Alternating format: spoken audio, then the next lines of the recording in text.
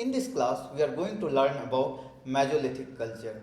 So, what is Mesolithic culture? Meso means middle. So, it's basically middle stone age. On one side, we have Paleolithic culture, which is old stone age. On other side, we have Neolithic culture, which is new stone age.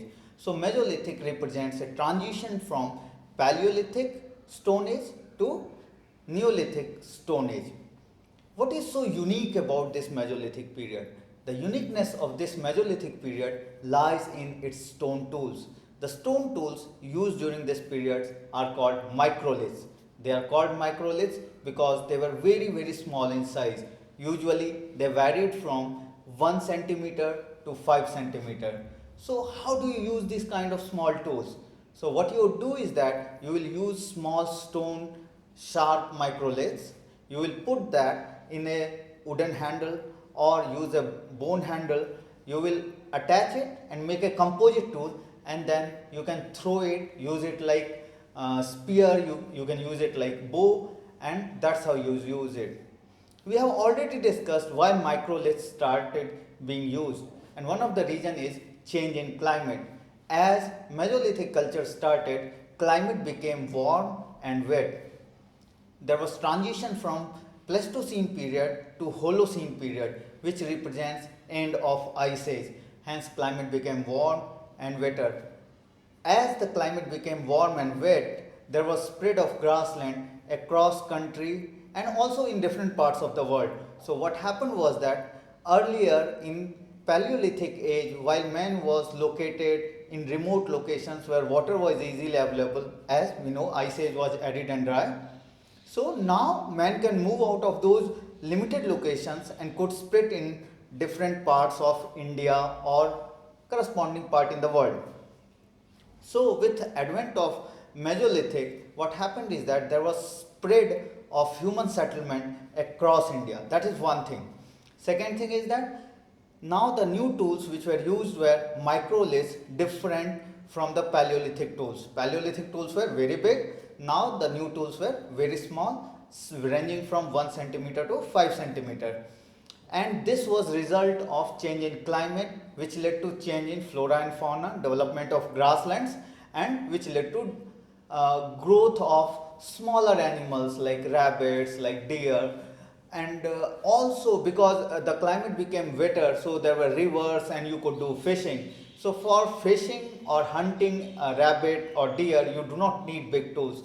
You can use these small tools as bow and like bow and arrow and spear to hunt these kind of animals. So these are the important changes which happened in Mesolithic period. What are the important sites which refer to this period? We have already seen Bhimbetka in Madhya Pradesh, Patne in Maharashtra, and Belan Valley in Uttar Pradesh represents a continuous occupation from Paleolithic period to even the Mesolithic period. So all these sites, Bhimbetka, Patne, or in the Belan Valley, what you will find is that over time the tools change. So if you dig in the deeper on the deeper layers, you will find big tools which will represent Paleolithic age, and as you come towards the surface, you will find in the upper layers small or microlith tools. So these are the one of the best sites to see the transition of tools from bigger size to microliths. Apart from these continuous occupation, there are other important sites as well. For example, Sarai Nahar Rai, Pratapgarh, and Mirzapur. So these sites also represent Mesolithic period very well. Many people see Mesolithic period as a transition period between Paleolithic age and Neolithic age. So what is this transition they are talking about?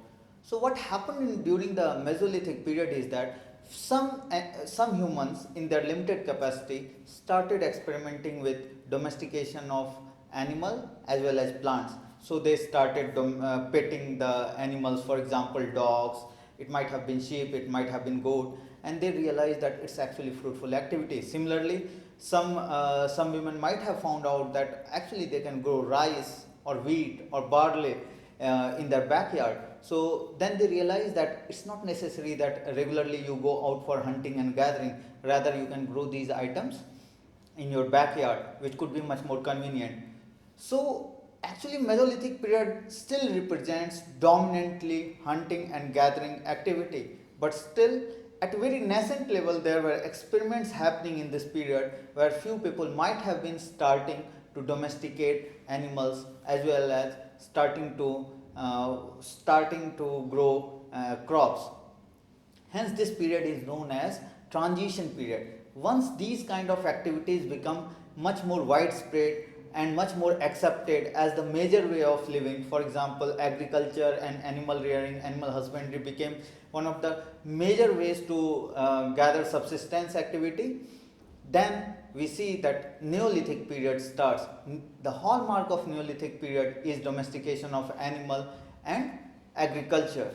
So this is the reason why we call Mesolithic period as transition period between Paleolithic and Neolithic age, because once domestication of animal and plants become rampant, then Neolithic age advented.